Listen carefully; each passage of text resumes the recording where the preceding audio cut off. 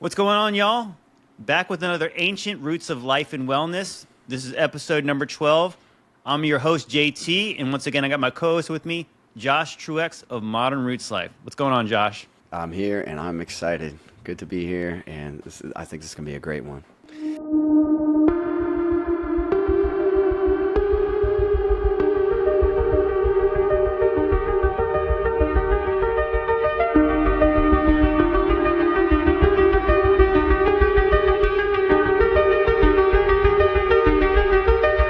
Come closer, my child.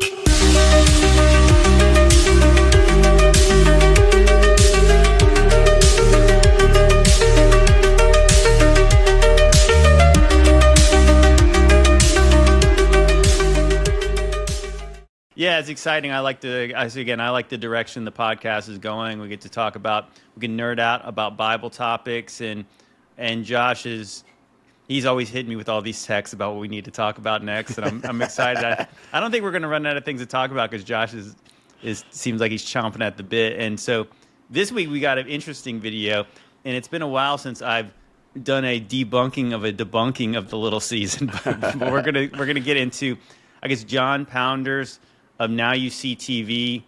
He talked a little bit about the little season. I know Josh watched it. I know a lot of people watched it.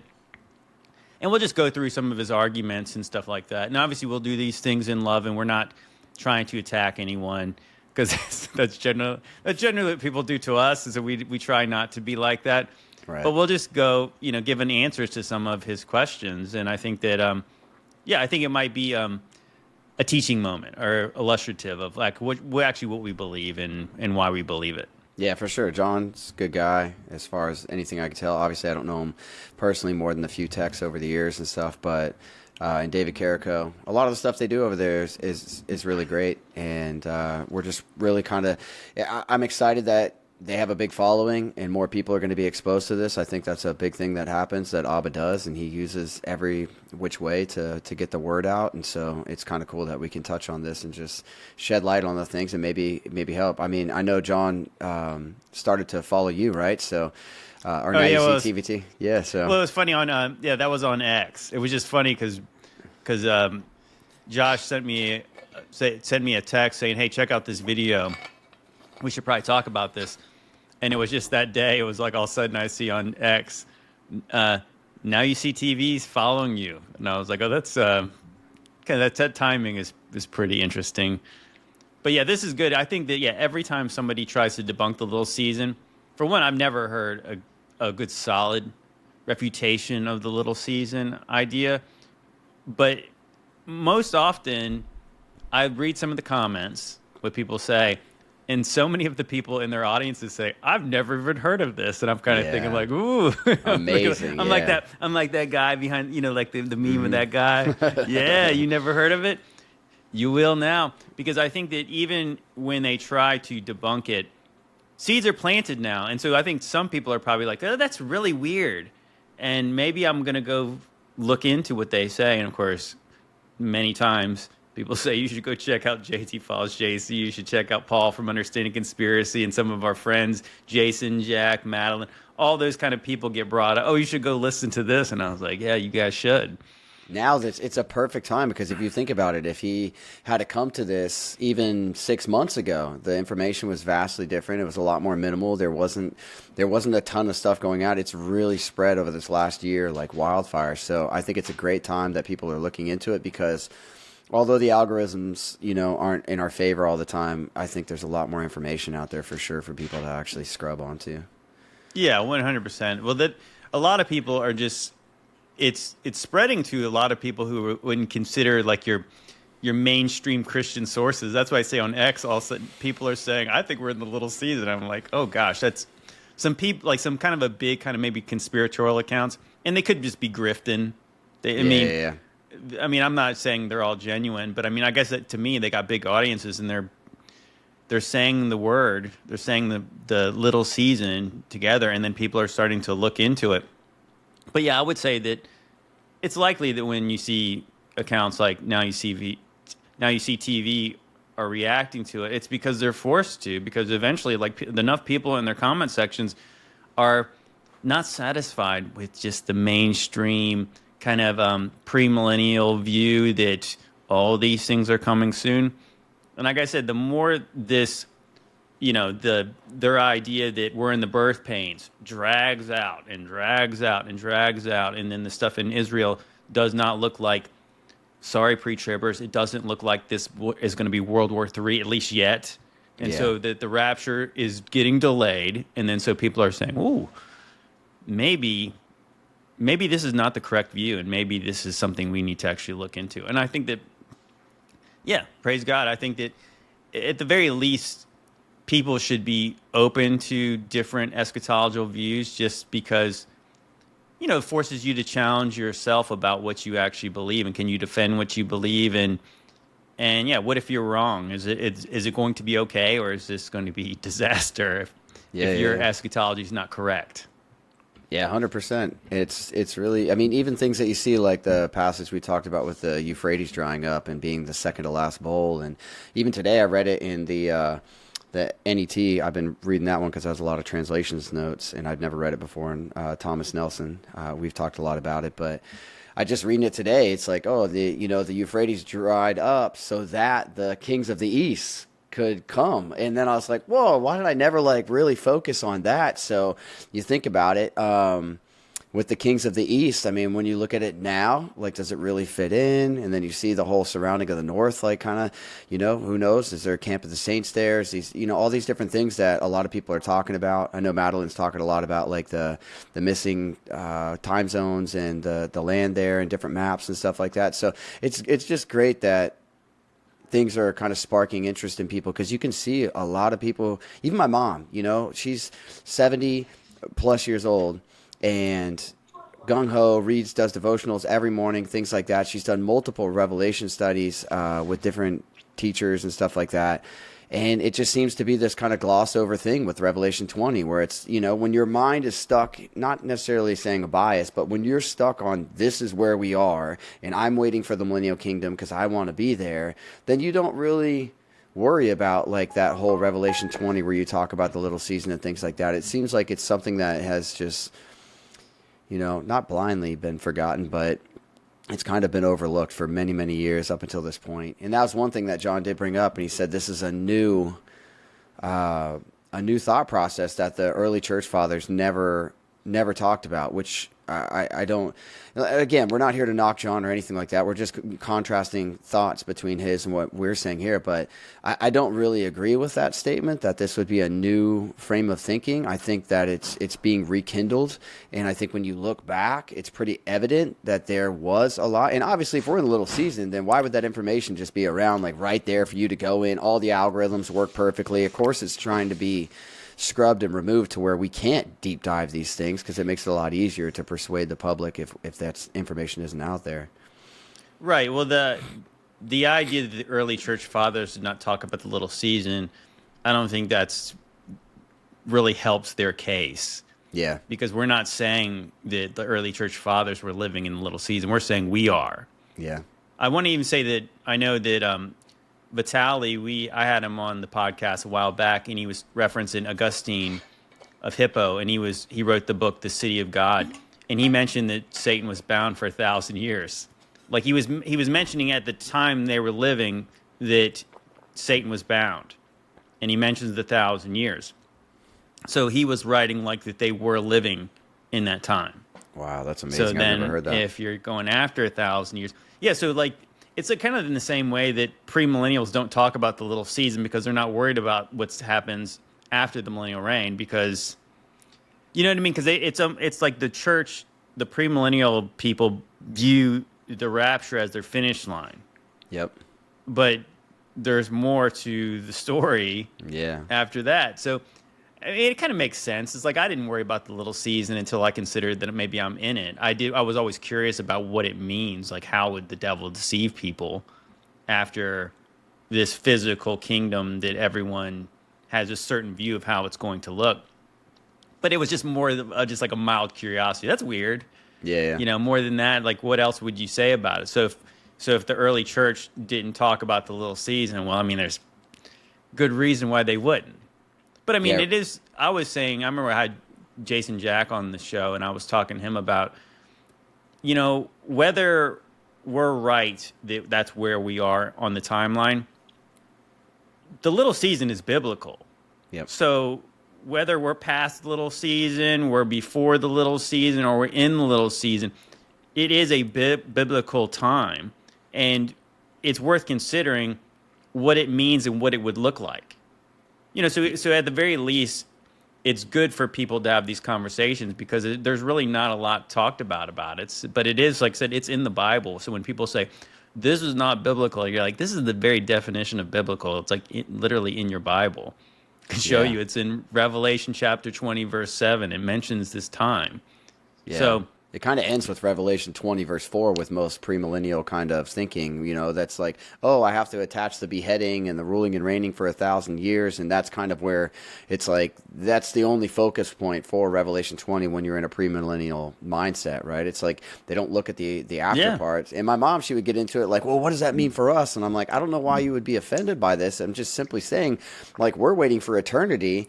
And you're waiting for 1,000 years that would happen, and then torment and all these little deceptions would come back into the world. So, I mean, I think like what we're waiting for actually has a lot. There's no after of the evil to come back with what we're talking about. We're talking about Messiah's final return, the whole New Jerusalem kind of idea, and then eternity versus premillennial, 1,000 years, and then waiting for Satan to be re-released for all the chaos to ensue. So I think it's kind of better, like in my heart, like it as, I don't know, thinking for it this way, waiting for eternity and not knowing that people are going to have to go through some insane kind of chaos again kind of makes me feel a little better. It's obvious that it's still like the state of the world. I don't think I always tell my mom, I don't think there'd be any shock factor now. I don't think anybody's going to be like, what if another, sickness hits the world or another fallout or a war, nobody's going to be shocked by it. I think everybody would be like, oh, there it is, not like, oh, as in the days of Noah where people are like just sitting there living and being whatever. And then the waters came, right? There's a big shock factor because it shows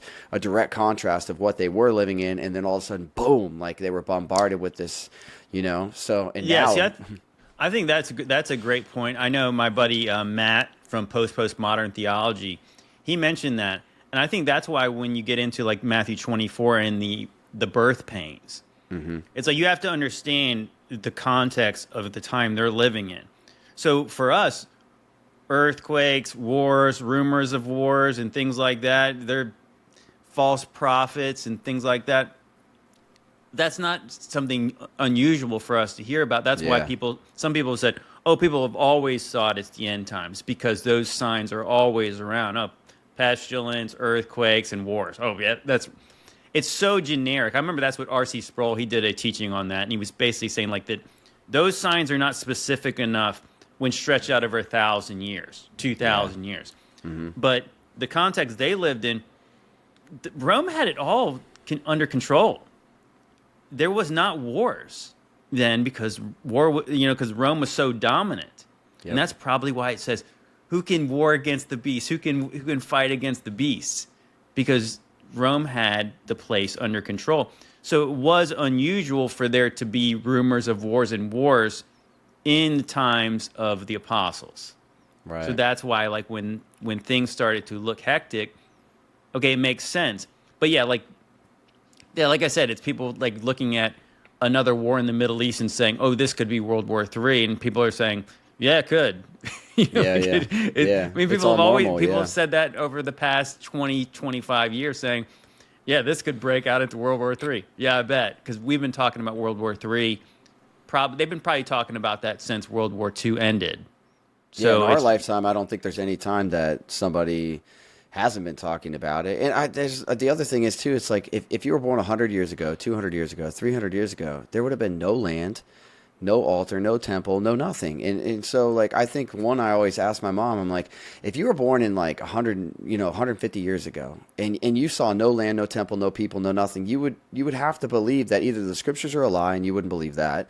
So you would have to believe that these things already took place because there's no people to be spoken for that are still there in that place to be dispersed, right? There's no altar that hasn't been destroyed. There's no stones that haven't been left unturned. That's all taken place. So if all of those things are like, the only reason we even have something to say about this is because that state of Israel has been presented to us over there, and that gives us all these things to say, all this stuff. But where does Scripture? I always ask everybody, where does Scripture tell us that there is to be this land that would go away and then come back again? And even with Ezekiel being reordered the way that I always talk about that in Daniel, it still, to me, doesn't line up with saying that the second temple would be destroyed and then there would be a time of nothing.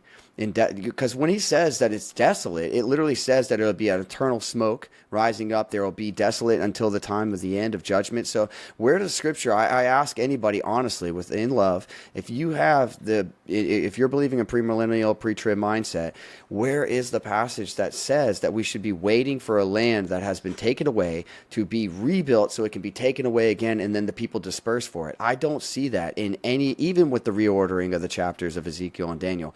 I see why they did that in Ezekiel and Daniel, but I don't see how that lines up with us seeing a land gone for that long. I mean, how long was 70 AD? Nobody debates this. This is not something that is debated, that like they didn't destroy that back then and everything. And we've been waiting what they call 2,000 years for this to be rebuilt so it can be destroyed again after the anti-Messiah takes in the place there with the abomination of desolation and everything Daniel talks about. I think there's so many kind of loopholes and hoops you got to jump through to make this doctrine fit together that and it really takes a lot of, I don't want to say cherry picking in a mean way, but you really have to pick the Scriptures apart and single out passages and be like, well, what about this? And I'm like, well, what about these? Yeah. All the things around that. Yeah, we get accused of cherry picking Scriptures when that's all the premillennial people do is cherry pick Scriptures. Because they say, what about this verse in Isaiah? What about this verse here? What about this verse here? What about this verse in Thessalonians? But really think about it like this. I really like to attack the idea of a third temple because that is so not biblical. And here's the question to people who believe in the third temple. And they believe that the third temple is going to lead to the end of the world and the return of Christ. Okay, if that's true, how come in Matthew 24, when the apostles literally ask him, what are going to be the signs of when this will take place, your coming, and the end of the world? How come Jesus does not tell them when another temple is built in Jerusalem? Right. He lists all the signs. Yep. So unless you're telling me he left one out, they asked him a very clear question, and Jesus answers them in a very clear, linear way. This will happen, this will happen, this will happen, this will happen. The obvious answer is the reason he doesn't say a temple is going to be rebuilt, because the question was, when will this temple be destroyed? The one you just said was going to be destroyed. Yep. I mean, that's what I'm saying. It's like that. Talk about adding to Scripture, because you're saying like that. It's almost like they make it irrelevant that he predicts this temple is going to be destroyed. And not only that, but Jerusalem is going to be burned to the ground. Mm-hmm. And then they're kind of like, but what about the third one, Jesus? Yeah, exactly. You know what I mean? It's like it's amazing that people insert that in there. And of course, it doesn't mention another temple being built in Daniel. And it does not mention another temple being built in the book of Revelation. So this is like the pivotal prophecy, supposed prophecy that needs to take place for the end times to like officially get kicked off, or the Great Tribulation to start.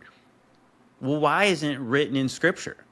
So that people always go back to Paul saying that you need the man of sin, the son of perdition to go into this temple and say he's God. So it has to happen because they say that hasn't happened yet. But when was Paul too? I mean, Paul was existing at a time when that was still yet to come. Like with right. Well, then again, he's talking about a time where the temple still was standing in Jerusalem. So the idea that why didn't Paul say, well, then this temple is going to be destroyed, and then there's a little bit of a brief period about 2,000 years, and then another one's going to be built, and then this stuff's going to happen.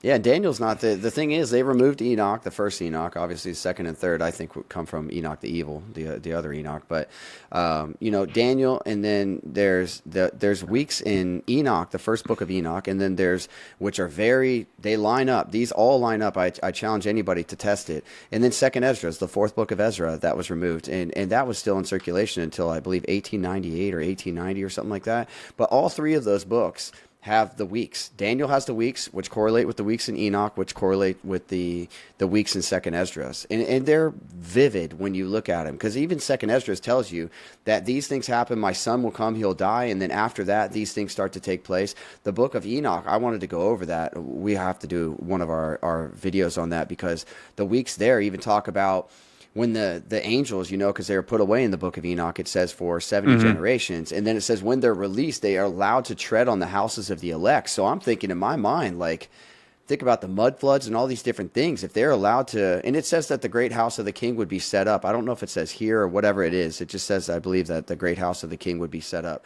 I always was like thinking like, what if that was the White House? They have it set up, and then it says that the fallen angels would be able to tread on the houses of the elect. So I was thinking in my mind, like, man, thinking in the little season mindset, did they get released and then come out and just start destroying everything like we see all around the world, And so... what's interesting is that, to go into Isaiah real quick, we just mentioned the mud flood. I didn't want to forget this. My wife has been reading through in the ESV, and she was reading through Isaiah, and she mentioned this to me. Isaiah 24, starting with verse 1, or just verse 1. Behold, the Lord will empty the earth and make it desolate, and he will twist its surface and scatter its inhabitants. Oof. Wow. I mean, that does kind of sound like what happened. Does. I mean, twist its surface.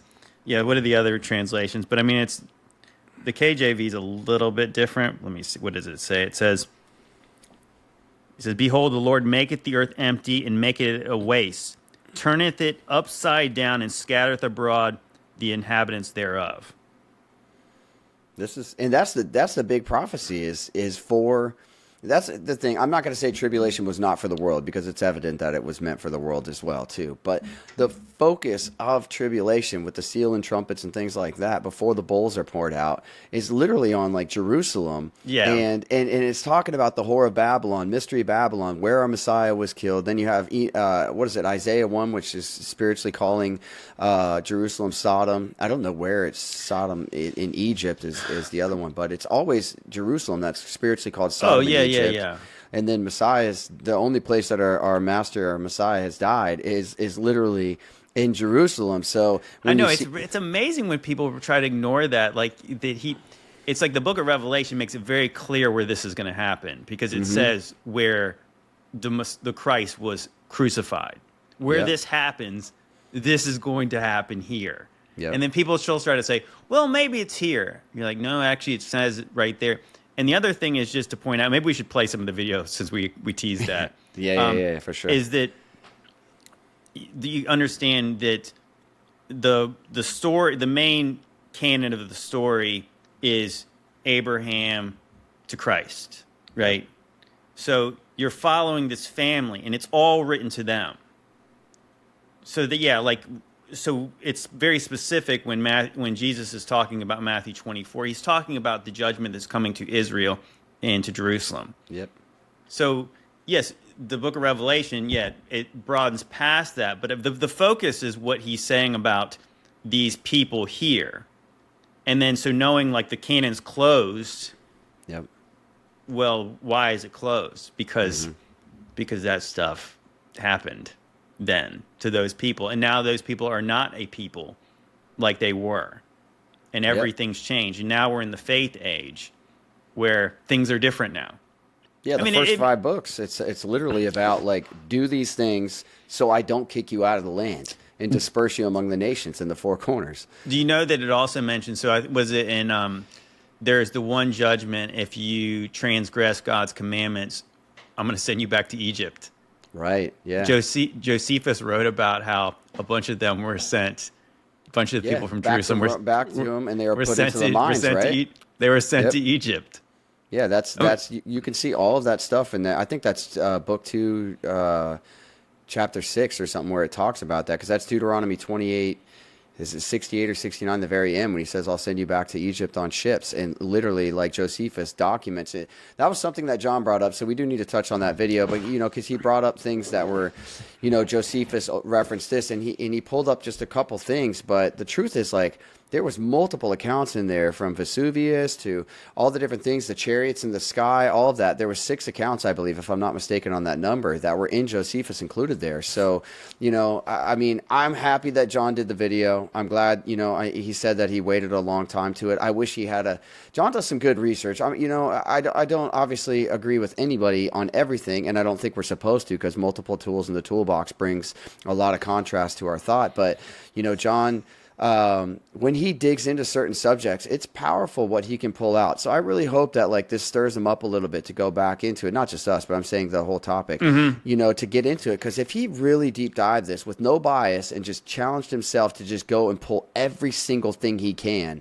I know he would put together, like, a hard-hitting thing that he would be on Midnight Ride saying that, like, they wanted to stay on for 3 or 4 hours because there was so much to it that needed to be dissected. And like, their Enoch study and things they did on their website, I was subscribed to them back then doing it, and they did a great job, like, breaking it down, going into the language and showing people a different thing. So I really hope they do get into it, because David Carrico's got more books than most men on earth. So if he could dive into some certain things there and just, I think a lot of us just need to take an unbiased approach, go into it, because like you said in the beginning of the video, bro, it's about making sure that you can actually defend your point where you're at, so you can feel solid about where you are, not to sit there and debate everybody else. I'm just saying not that, just to talk about how you're right, is like being reproved and iron sharpening iron. So if we're wrong, show us where we're wrong. If you're wrong, well, then we're going to get closer to the truth, because even when we get challenged, I would like a good argument, because then we would be forced to go maybe solidify our position more, or maybe have to say, that's a good point. All right, let's go to their video. But first, Josh with some information about Modern Roots Life. All right, guys. So we're going to do it a little different here. Instead of the tip of the week, we're going to, we have a good amount of products on the website that you guys are obviously checking out. So I wanted to just kind of go over them. I think that's a big thing. I am going to be putting videos on each product on the website when I get some more time. You guys have been blessing us with a big boom, so we're very excited about things. But I wanted to share a little bit of insight on these things, so that way you guys would have, kind of some pre-knowledge when you go to the website, and you can kind of make your decision based on what you want to go look for. So this is our beef liver product. I call it, as you can see right on here, Nature's Multivitamin. It is, I'm not a pusher or a believer in multivitamins. Most of them are all misformulated, and they have a lot of synthetics in there, and also they don't have the right balance or ratios that we need. But when you look at grass-fed organ meat or grass-fed meat, I believe it's the most popular thing you see in food when it comes to scripture is grass-fed from the cud. It talks about that. And it's because every grass-fed animal has in their organs and tissues what we need in our organs and tissues to fuel them. So for beef liver, it helps with everything from non-alcoholic fatty liver to just feeding the right copper, iron, and a whole bunch of other things there. It's great for pregnancy. It's going to be just your base foundational is beef liver and cod liver that we have up on the website along with our salt. But things you can expect from the beef liver is typically going to be increased energy, better sleep. You're going to notice that you will get some purging and detoxing and reacclimation of the liver organ. And that's going to be just kind of like starting your base foundationals. But I've noticed with my personal clients that just doing even beef liver, one, it gets people excited because they feel the difference. But it's also just an all-around great product that can help you to get started or to further increase it. Most people take 6 capsules a day, spread out 2 for each meal. But the instructions and everything are up on the website. Make sure when you guys look on the website, I have detailed descriptions for each product that is on there. So if you don't see it on the label, we are getting more custom packaging that's going to have a lot more information on it. But you can see a detailed description for each product on the website. So thanks, guys. Check it out.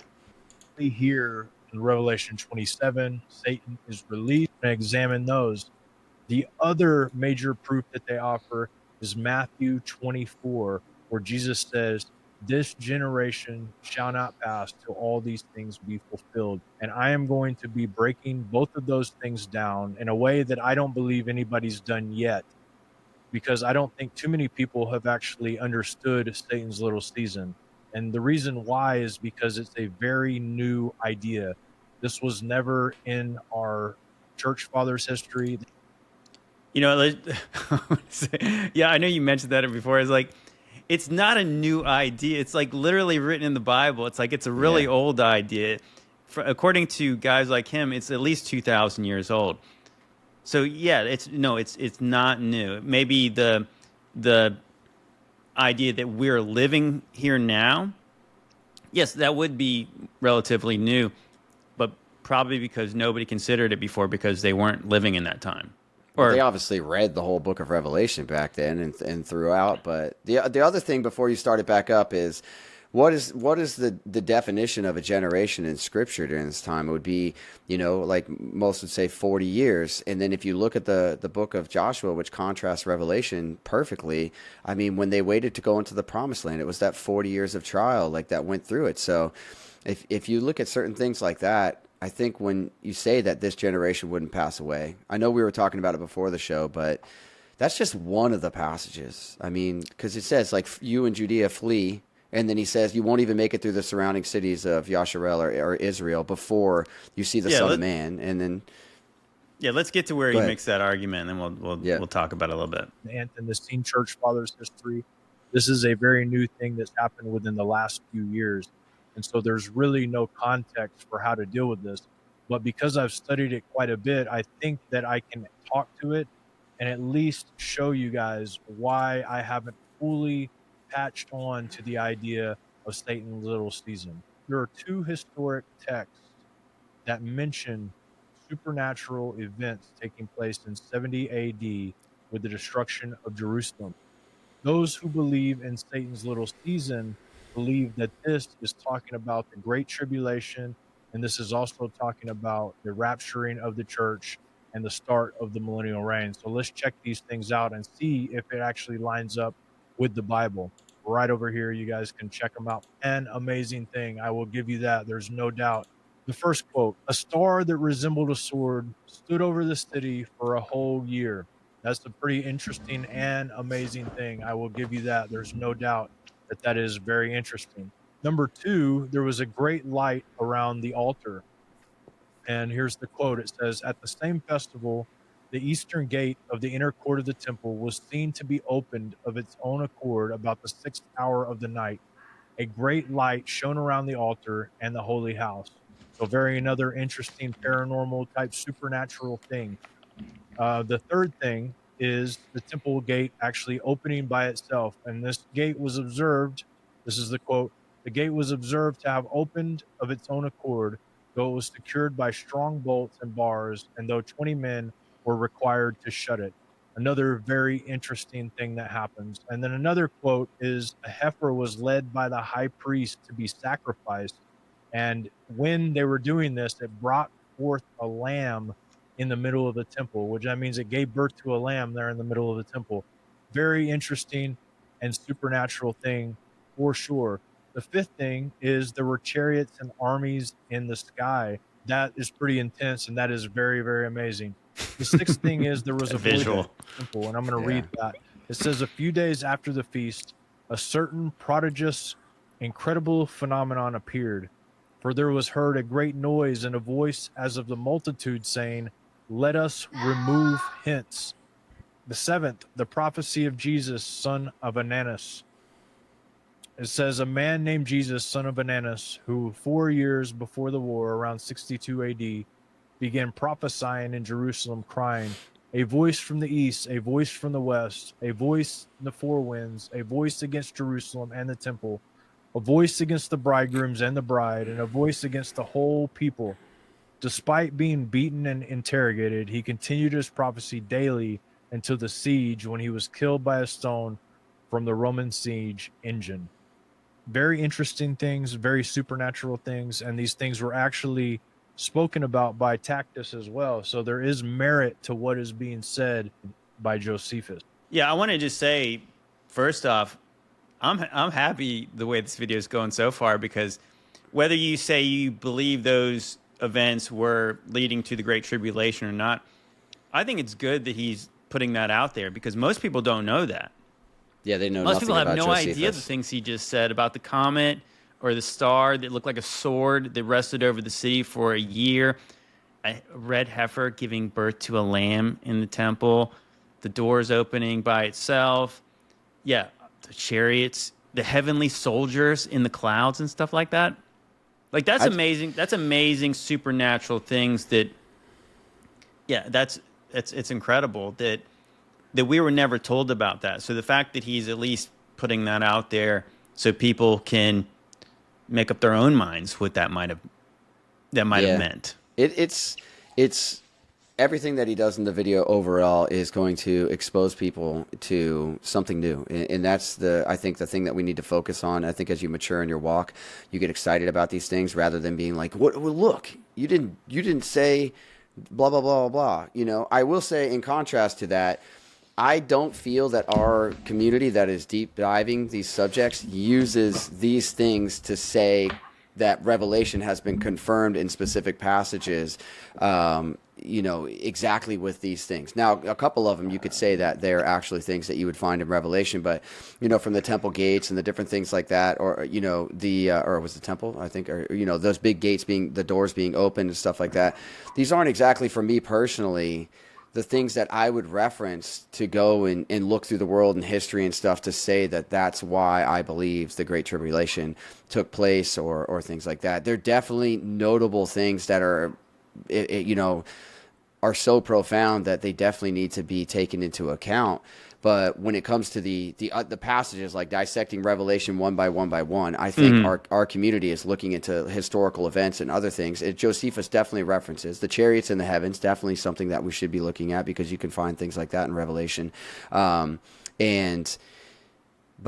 overall, like these are just kind of awesome facts that can be included in the subject, but not necessarily the thing that I think that when you look into the little season that you would say these are the main arguments being used by the community to justify, what we believe.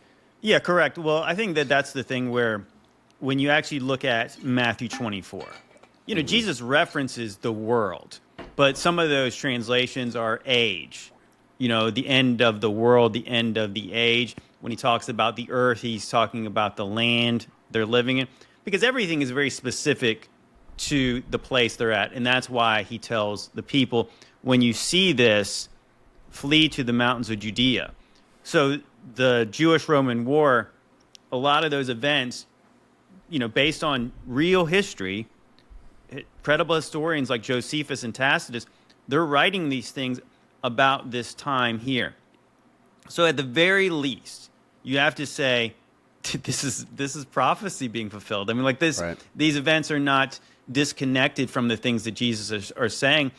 And again, if you would have had a book of the Bible written by one of the apostles, and it was referencing all the things that took place when the time Jesus said the temple is going to be destroyed, this is crazy. I mean, like, this is stuff it would fit perfectly into the Bible if this was sure. in there. But Absolutely. we don't have a reference to that. And the real question is why? I think because the canon was closed before these events took place, and that's the only reason it wouldn't be in the Bible. But the one thing also that he said is that I'll give him credit. He didn't say he was going to debunk the little season. He just said he had some reservations about why he's not fully on board yet. But it does seem like that maybe he is moving that way. So maybe we should play a little bit more, and we'll see where he goes. So now I'd like to actually compare that with the account from what the Bible said will happen. So in Revelation 8:8-9, which is the second trumpet, we have a mountain burning with fire that's cast into the sea. And then we have a third part of the sea turned into blood, and a third part of the creatures in the sea that had life, they died. In Revelation 8:10-11, on the third trumpet, we have that a third part of the waters became wormwood, and many men died of the waters because they were bitter. And then Revelation 16:4, the third bowl, we have rivers and fountains of waters that could become blood. Revelation 9-12 9:15, we have the sixth trumpet. This is where 4 angels are loosed, and they prepare and they kill 1/3 of the men that are on the earth. And then we have these cosmic disturbances in Revelation 6:12-14. It says the stars from the heaven fell to earth, and the heaven departed as a scroll when it rolled together, and every mountain and island were moved out of their places. When you compare what happened, you don't see the same kind of thing going on. We have 1/3 of the water turned to blood, and then we have 1/3 of all the sea creatures dying. But when you look at Josephus, it mentions a very localized event, and there is no ecological things to do with the water in there. And then you have mass death, where 1/3 of humanity actually dies. In Josephus, you have mass death, but it's limited to Judea, and it's not 1/3 of the Earth's population. All right, yeah, just to stop it there, just to say what we, kind of to reiterate what I just said is that Matthew 24 is very localized. Yeah. So he's saying, so I think that this is like somebody speaking past each other because we're not saying that those are fulfillments of the bowls of wrath during the destruction of Jerusalem. Where I would point him toward would be go move back toward the end of the book of Revelation, read about the whore of Babylon, and read about how the burns the whore with fire and makes her desolate and naked. And it talks about how the kings are going to be given kind of this hive mind. They're going to be given this one mind to destroy the whore of Babylon. Right. That, I believe, it is a localized event. So what we're talking about is, so the two kind of main prophetic characters in the book of Revelation would be the whore of Babylon and the beast. Yep. So the beast being Rome, the Roman Empire, which stretches out over the whole world. And then you have the whore of Babylon, which is Jerusalem. Yep. Later, I just want to point a couple of things out, why I believe that. I think here's the best evidence. What I'm saying is that Jerusalem is the whore of Babylon. Because if you go to, let's go right over to Matthew chapter 23. So Matthew 23, well, like I said, I'm not going to read the whole chapter, but here's your context. So this is Jesus giving the woes to the Pharisees. And he's calling out the religious establishment in the temple. And I'm going to start with verse 33, and he says, "Ye serpents, ye generation of vipers, how can ye escape damnation of hell? Wherefore thou behold, I send unto you prophets and wise men, scribes, some of them who ye shall kill and crucify, some of them shall ye scourge in your synagogues, and persecute them from city to city, that upon you may come all the righteous blood shed upon the earth, from the blood of the righteous Abel unto the blood of Zacharias, son of Barachias, whom you slew between the temple and the altar. Verily I say unto you, all these things shall come upon this generation." And then later, I'm going to skip down to 38. He says, "Behold, your house is left unto you desolate." Okay, but the key part right here is what he says is that, verse 35, "And that upon you may come all the righteous blood shed upon the earth." And he tells them it's going to come on your generation. Now, if you go into Revelation 18, "And in her was found all the blood of the prophets and the saints and all that were slain upon the earth." So Jesus tells the Pharisees that all the righteous blood of the earth, just as he told them that they killed all the prophets, that all the righteous blood on the earth was going to be accounted to them. And that's what it says about the whore of Babylon, that all the righteous blood. It says the prophets and the saints and all who were slain upon the earth. And then if you go into Revelation 17, starting with verse 16, "And the 10 horns which thou sawest upon the beast, these shall hate the whore, and shall make her desolate and naked, and shall eat her flesh, and burn her with fire. For God hath put in their hearts to fulfill his will, and to agree, and to give their kingdom unto the beast, until the words of God shall be fulfilled. And the woman which ye saw is the great city, which reigneth over the kings of the earth." So it's saying that they make the whore desolate and naked and burn her with fire. So Jesus tells the Pharisees that their house is left unto them desolate. He tells them that all the righteous blood on the earth is going to be accounted to her on that time. And then it mentions, that the beast hates the whore, and the whore is destroyed by the beast. And so, yeah, in 70 AD, I believe that judgment took place. Of course, Josephus is not accounting for the judgment that came upon Rome afterwards, because he's specifically talking about the judgment of the whore of Babylon. Yeah, for sure. You got it, those. I mean, are great points, because most people bring up the ones we were talking about before. You know, it's spiritually called Sodom in Egypt, which we know is like Isaiah 1, and then other passages. It's the place where our Messiah was killed. I don't think you can call that anywhere else. We know where that is. Another one, chapter 18 is great also, because when you do chapter 18, verse 11, you can read all the things that are in Jerusalem, and it matches, I believe, all but 3 things that are listed when they list everything that was in Solomon's temple. So if you go to the time in Kings where it's listing off everything in Solomon's temple, in the second temple, and then you look at chapter 18, verse 11, it lists off almost exactly the same list, minus, I think, 3 things. So you can see I mean, it gives us an abundance of information to see and distinguish, you know, who Mystery Babylon, the Whore of Babylon, is, because especially when it just say, if you can't overlook the place where our Messiah was crucified. I just think that's just... Well, we should read that. We should read that. So let's go, if you go to Revelation chapter 11, and I'm going to skip around a little bit. But if you start with verse 1, it says, "And there was given me a reed like a rod, and the angel stood and sang, Rise and measure the temple of God, and the altar of them to worship therein. But the court which is without the temple leave out, and measure it not. For it is given unto the Gentiles, and the holy city shall they tread upon 42 months." So the 42 months is 3.5 years.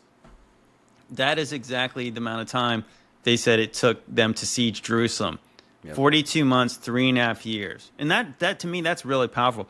So the Gentiles are given 42 months, and that's what it says in the book of Daniel, I believe chapter 12, when it talks about this time of Jacob's trouble, where the city is given over unto the nations to trample on. So then you go down to where it says, it mentions the 2 witnesses being killed, and then it says, verse 8, and it says, "And their dead bodies shall lie in the street of the great city, which is spiritually is called Sodom in Egypt, where our Lord was crucified." So that line right there, too, that especially that phrase of the great city, of course, which is spiritually called Sodom in Egypt, where our Lord was crucified. Do you guys know of another city where the Lord was crucified? So if you go back into what I said, I want to say it's in Revelation chapter 17. It said, "And the woman which thou sawest is that great city." So it's like, okay, so who's the Whore of Babylon? The great city. It's Jerusalem. Do you need to say anything else? I already established that Jesus tells them that all the innocent blood on the earth, the prophets and the saints, are going to be found in her. They're going to be judged based on that. And then when she's destroyed, it mentions that's found in her. Then it mentions the great city, which our Lord was crucified. It calls that woman the great city. Yeah, the other one, too, to think about from what John was saying is Josephus obviously didn't have the internet or like the news or any of these things, so he's speaking on account of where he's at, and because he even talks about being held there until the end, and then they came and got him and allowed him to live, and a lot of people say he became part of the famous family. I forget who it was. A lot of people argue that family to be the one that like wrote the New Testament and stuff like that, whatever that is. But, you know, Josephus is there accounting for his surroundings. So we shouldn't expect that he's accounting for everything that took place in the world unless he was, you know, physically able to be in those places and go around. It seems like it's a very localized account because it's local to where he's at. He's speaking in detail on where he's at. And I don't know if it's in the books of Josephus, but the 5 months of the scorpions is verifiable. I forget where it was and which historian was talking about it. The 5 months of the scorpions, where's that? Where they will sting, they'll basically have 5 months to attack. Oh, yeah, you know? that's right. Yeah. No, the beings, the kind of like the demons or whatever, those entities that come out of the pit. Yeah, They and have a certain amount of time. I believe that I can't remember. I'm going to find it, and I'll bring it up maybe next time. But the 5-month siege is actually verifiable of Rome and everything with that. Because I mean, it looks like to me, it's kind of like with the Vikings and different things like that. It's obviously that was the Romans acting as the Vikings, and using them after conquering them and stuff like that. But still, it's like the siege of Rome seems to be like the Joel 2 army. With the locust army and stuff like that, it seems like that could be Rome that rose up and basically was the ones who came against them. Sure, like the pit opened and we know there was things that happened then too, but it also seems like there was the army that came against them, and you could almost look at that in regards to Rome.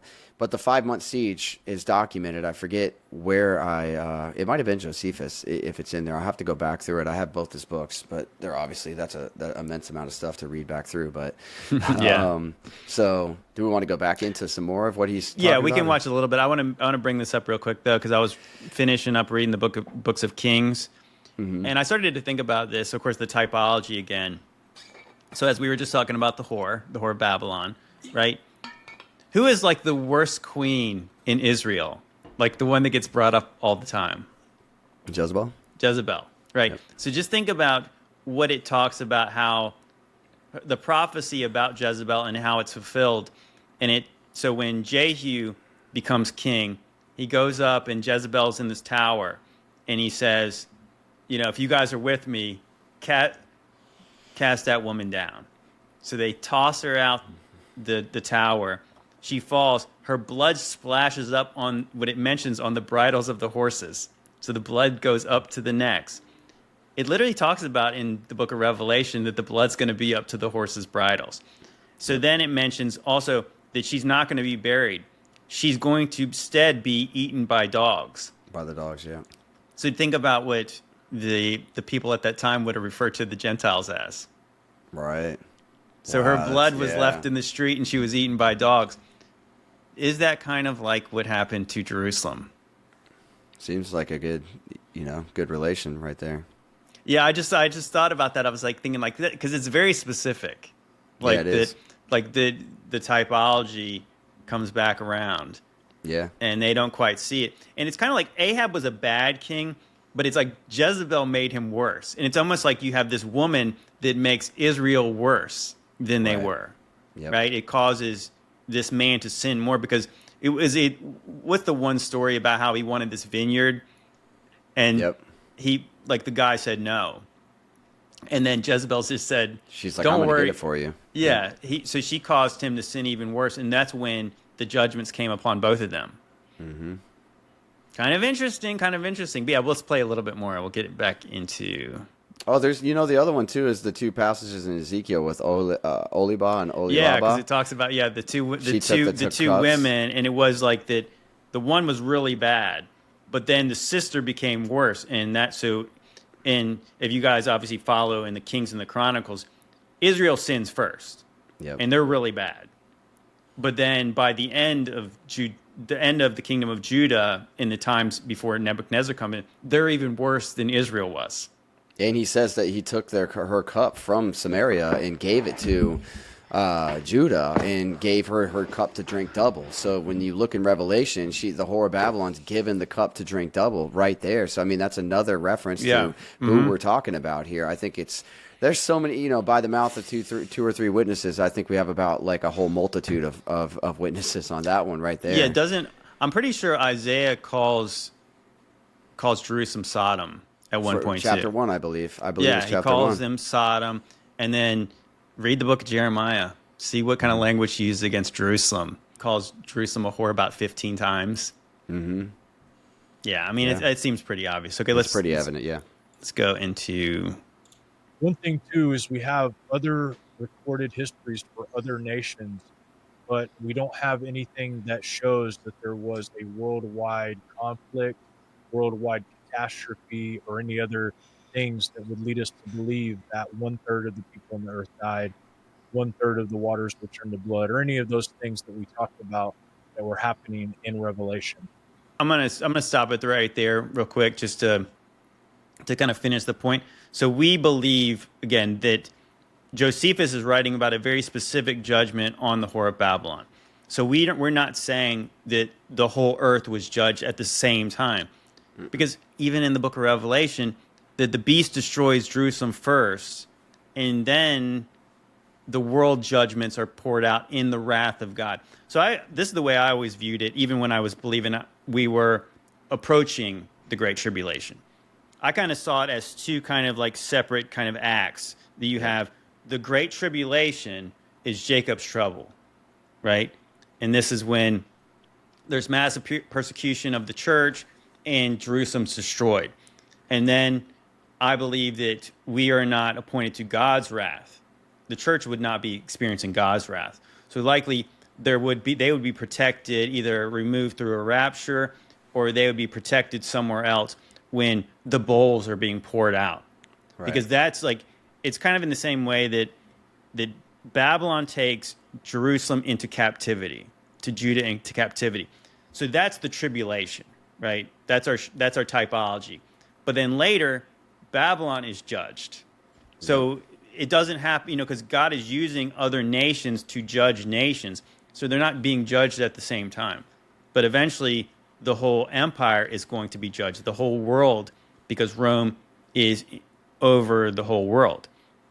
Now, see, where he needs to probably, if he's interested, John, if you're going to watch this and you're interested in this, here's what we believe about the stuff that's not necessarily written in history. There's vague histories in times called 536 AD. And of course, I'm sure the first thing somebody would say is like, well, that's really disconnected from 70 AD. But maybe it's not, because we found a presentation, and he's not the first person to say, is from Gunnar Heinsohn, who says that there's basically only three centuries of history in the first millennia AD. Yep. Because 700 years was added to it.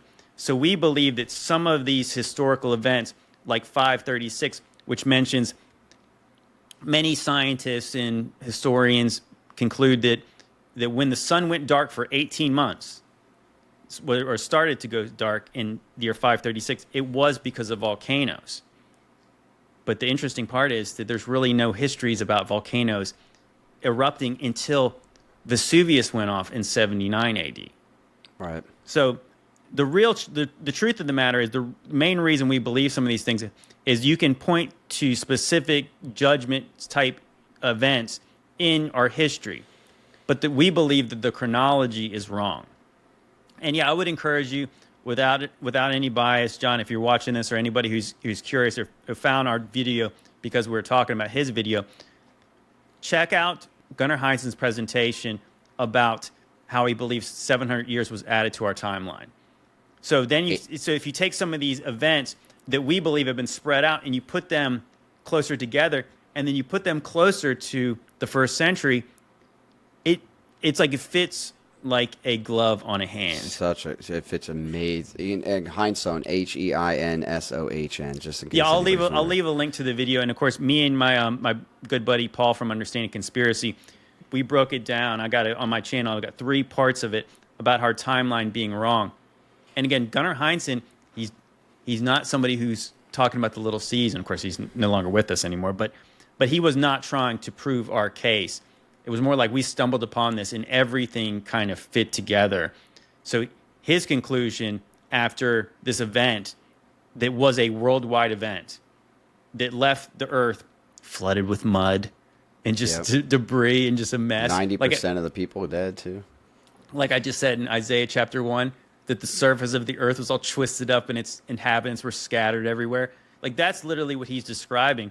And so the reason he believed they came up with an AD chronology was because they believed they lived 1,000 years after Jesus, and they didn't really understand like where they were. It's because they did not know where they are on the timeline. And I think that is why you get into the idea of like the Dark Ages was 1,000 years, and not much history really happened during that time, because there's a lot of false time in those Dark Ages, and it's not real history.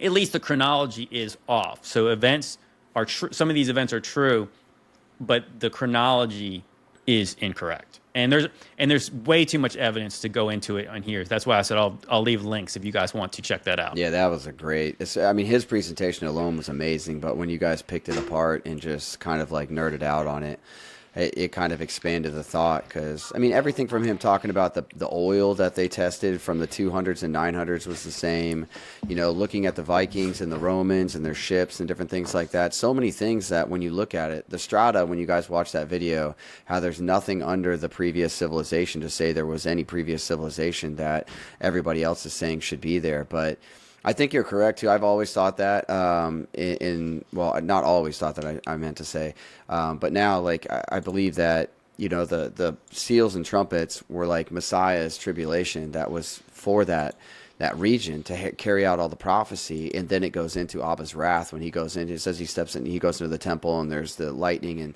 thunders and the cloud and smoke, and then the bowls are poured out on the world, but. It's evident that even Revelation in Scripture, because I mean, you read it in Isaiah when Messiah is treading the winepress of the wrath, and he's covered in it, and then you can see these things that take place. There's obvious, there's a chronological nature of everything that's going on, and obviously the Bible is extremely detailed when it comes to this. So when you look at the way that his story has been manipulated, then it's obvious that there has to be. Kind of the scrubbing of the history, the compiling of history, which is, I think, because there's like 3 different parts to this history when you look at it. Some of them are like 300 years, 500 years, and 700 years. But I always like talk to people when they come into it and they really kind of hit the nerd button. When you look at, like, if Messiah was born 3 BC, 33 years later dies on 30 AD, then like the book of Joshua and the waiting, there's 40 years of waiting for that generation. It makes 70 AD. If you have a 7-year tribulation, that puts 76 AD.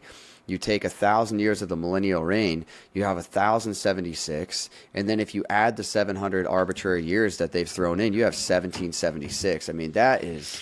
that's really interesting. Yeah. That's a mind-blowing one if that really is what lines up. But I just think that when you get into this, it's not hard to find anymore with the little season. Once you get into it, fortunately the information's out there, and it's an overwhelming amount of information you will find when you look at everything from the claims of 90% of the people in the first century dying. And if you look at any kind of like rapture or, clutching away kind of happening, then if you think of like 2/3 of the world was gone and then a remainder of righteous people were taken out, I mean, it could add up to like something like 90% of the people being missing. So yeah, that's what Gunnar Heinzen said. And if you go look this up, I said this is one of the amazing things. Before we found Gunnar's presentation, we looked at 536, and 536 has 18 starts. It's the start of 18 months of darkness, which they say that the Eastern Roman Empire collapsed during this time.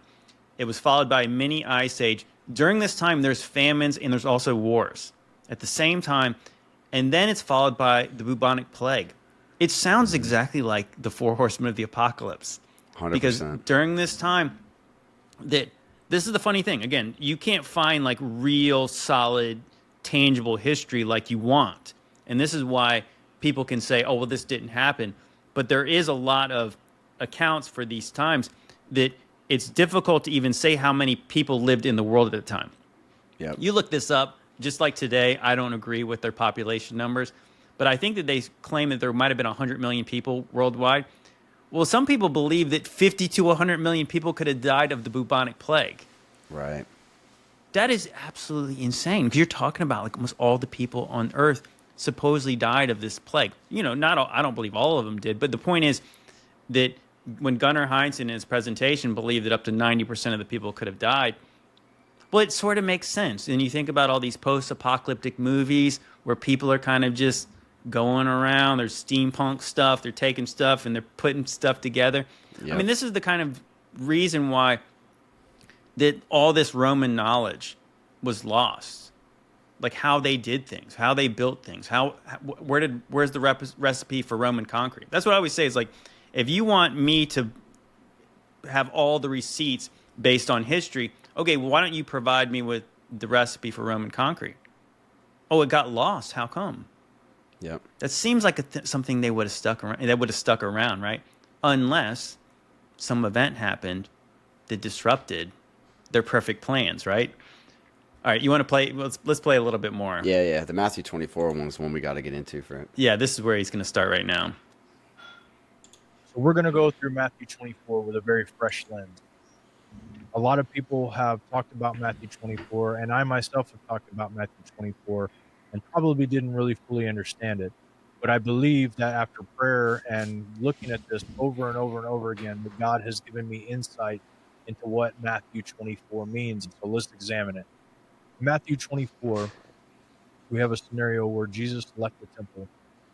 In Matthew chapter 23, it tells us why he left the temple, what happened there, which is very relevant to what Matthew 24 is saying. And we'll explore that here in a minute. And Jesus says something very interesting to the disciples. He said, "There shall not be left here one stone upon another that shall not be thrown down." And then in verse 3, when they sit down on the Mount of Olives, the disciples came to him privately and they asked him three questions, which I have color coded here. It says, "Tell us, when shall these things be?" And I believe that's in reference to what he was just talking about. And it says, "What shall be the sign of thy coming and of the end of the world?" So there's three separate questions here. And if that is the case, then we should find three separate answers in Matthew 24. So the next section here, which I believe is talking. You know, I want to stop it right there. See, I disagree that there should be three separate answers. Because if you go to Mark 13 and you go to Luke 21, the start is basically the same. The start of this conversation is the same. Jesus tells the apostles the temple is going to be destroyed. And then in those accounts from Mark and Luke, the apostles literally just ask them, what will the signs be that this is going to happen? Yep. But Jesus tells them all the exact same things. And so in the account of Matthew, when they tie it together with the end of the world and his coming, Jesus doesn't change anything he says. He tells them all the exact same things. So it's my interpretation, because as you go into into Matthew 23, when he tells the Pharisees he's going to leave their house unto them desolate. So when he tells them the temple is going to be destroyed, they make the connection. This is the Daniel prophecy. Because I think that's the one thing that people don't quite understand the context. Again, the 70 weeks is leading up to the prince that's coming. The Messiah is coming in the specific time. So the people are aware that this is the time where these things are going to take place. So when he tells them the temple is going to be destroyed, made desolate, they make the connection that it's the end of the world and the return. Yep. 100%. It's a lot of those things too. When you look at it, he goes into the passages in Luke and everything, but even like what is it, Luke 21:20, when he talks about when you see Jerusalem surrounded by armies, you know its destruction is nigh. Right, because a lot of people believe that Luke was not a Jew, so he was not drawing back to that prophetic language. He was just putting it like the way that his audience would understand it. When you see Jerusalem surrounded by armies, encompassed by armies, know that its desolation, its destruction is at hand. It's near, it's nigh. Yeah, and these are the things, like some of the stuff we're getting into, like kind of the details. When you really deep dive the subject, of course, you're going to look into historical accounts. You're going to look for other verifiable things, because obviously if you could look back in history and find the accounts of Revelation, wouldn't you want to say that that's where you would be looking into and not looking into a forward kind of type of thinking? But so Jerusalem being surrounded by armies, we already know, like nobody even debates that this took place. The other things too, it's because he's telling like the woman. This is one big one for me when I read it, and I remember when after coming to this thinking, and I read it, and it's like he says, "Weep for you and your sons." Like if he was just talking about a future generation, he would have said, "Weep for your sons, because this time is going to come upon them when all this happens." But he says, "Weep for yourself and your sons." Yeah, weep for yourselves, weep for your children, because they're weeping for him when he's walking up to the cross. The daughters of Jerusalem are weeping for Jesus as he's carrying up his cross, and he turns to them and tells them, "Don't weep for me, weep for yourselves, weep for your children." And then you think about this story about how that the Pilate gave them the option that he would release one prisoner, either Jesus or Barabbas. So they chose Barabbas. And then Pilate's like, I'm washing my hands of this innocent man's blood. And then they say, we'll take the blood on us, put it on us and our children. Yeah. So that's the people that Jesus says that you should be weeping for yourselves and your children. I mean, you know what I'm saying? Like, how can you separate those two things? Because it's like that, again, this is giving you a context of the generation that's Yeah, going to lots of it. experience tribulation. And those are the ones he said, those who pierced me would see me. Like, so it's like people are like, oh, of course. I don't even understand like how it would be 2,000 years later in his second coming still, because the second coming, it still doesn't line up with the day of judgment. So how would the second resurrection people be popping up for the day of judgment and see? Of course they're going to see him. That doesn't really make any sense. But if he's talking about those who pierced him would see him, if like they're still going to be there and around alive, and then when he comes returning in the clouds, then they would see him and be like, oh man, you know. And you have those where we talked about it with the one who pierced him looking directly up on him. Yeah, it says it. It literally says it in the Gospel of John. It says that was fulfilled the day he was crucified. Yep. So you got that one was pretty awesome when you shared that with me before. But even with like all of these things, like the woman would weep for herself, because not just her sons, because they would wait for the tribulation to happen upon her future generations, but for herself, because she would still be alive, obviously, to see it. Some that stood before him would not pass away. So it's not just this generation won't pass away. He's standing in front of people and saying, some of you will not die before I come back. So there's multiple messages that go into it. You know, Jerusalem being surrounded by armies, all these different things that we see, just to use, because I think the good start is not to jump in face first to all the historical accounts and all the meat that like we've nerded out on doing this for years, but or even months, but to look into what your own Messiah says, and just tell yourself in your heart, or ask yourself in your heart, do you believe word for word verbatim what your Messiah is telling you? Do you believe his words, or would any kind of future eschatology coming from church or any kind of person trying to influence you, would that be what you believe over what your Messiah is telling you? Literally. I mean, he's not just giving you one passage that you can kind of scratch your head on. The more you read it, the more you realize, you know, like if it's a literal thing that when Jerusalem gets surrounded by armies and they flee, and they don't even have enough time to make it through the surrounding cities before he comes back. I mean, to me, this is all lining up with like filling that generation. Because John talks a lot about the generation briefly in his video, but the generation I think that is being spoken to, he expounds on that, and he gives you a lot of meat to understand that it's a short time that he's talking about before it comes back. And then you can really get into things like Josephus, historical accounts and everything, and seeing like, am I seeing everything that took place here? Because I think it's pretty evident you will. Yeah, so here's a really interesting thing here too, is that my buddy Moon Henry, he sent me this, and it was another one of those passages where, like, I can't believe I didn't notice this the last time I read through the Bible, kind of looking for these things.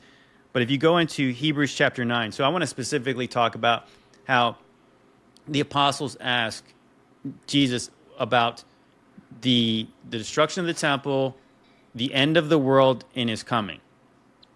So if you go into Hebrews chapter 9, and we'll start with verse 26, it says, "For then must he often have suffered since the foundation of the world. But now once in the end of the world hath he appeared to put away sin by the sacrifice of himself."